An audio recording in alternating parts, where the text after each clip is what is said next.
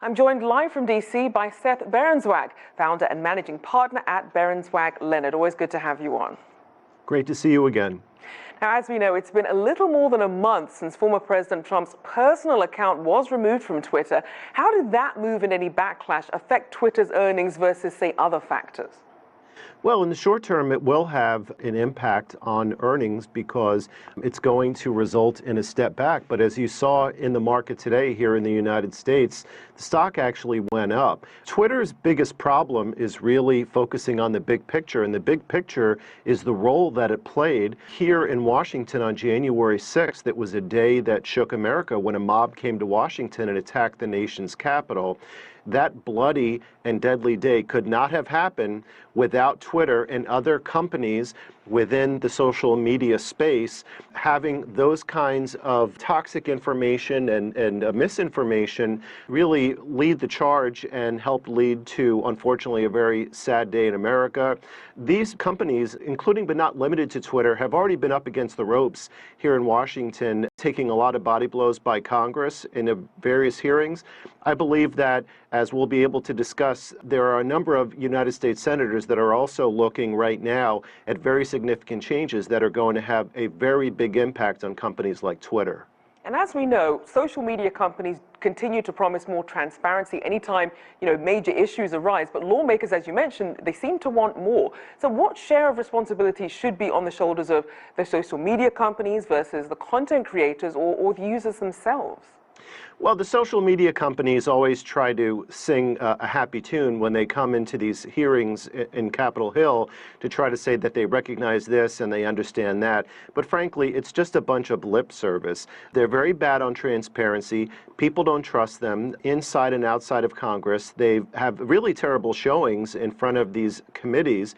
And we have, for example, major developments where the senators here are going to be leaping ahead of them. So, for example, Senator Warner and Senator Klobuchar are co-sponsoring a bill that was announced just a couple of days ago that's going to blast a huge hole in the American law known as Section 230, which gives blanket immunity to companies like Twitter in social media, really letting them off the hook for any kind of harm or damage that occurs within or as a result of fake news or things that are occurring on those social media platforms. This is going to mark a major change, and this could be something that they're really not ready for. And I think that the viewers of social media really have a lot of questions as well. They see there's no transparency, and frankly, a lot of people who are being attacked because of social media need this help that's happening in the United States Congress right now.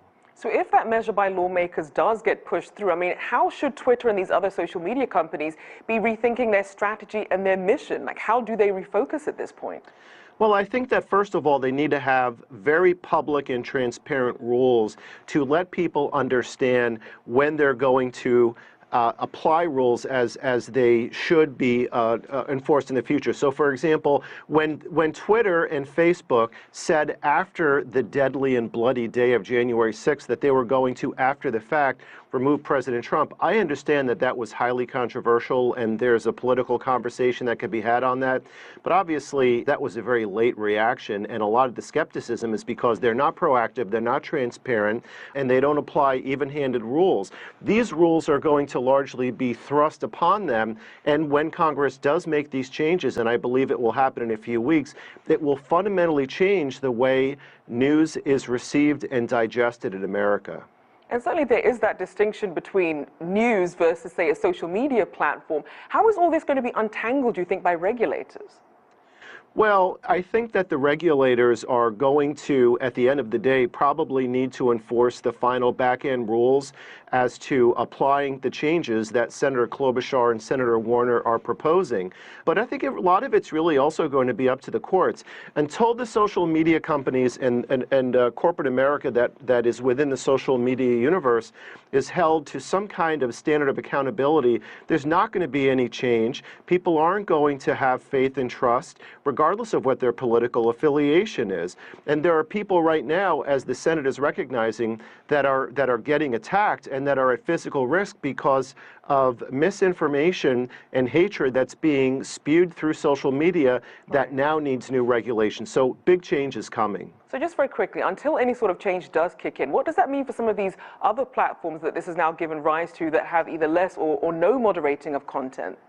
Well, that's a good question. So you have other conservative platforms such as Parler, for example, and there's some talk that President Trump may set up his own platform. However, if these changes in Section 230 occur, it will apply to a level field. So therefore, these kinds of changes will be universal, and we'll be seeing them coming out from here in Washington over the coming weeks.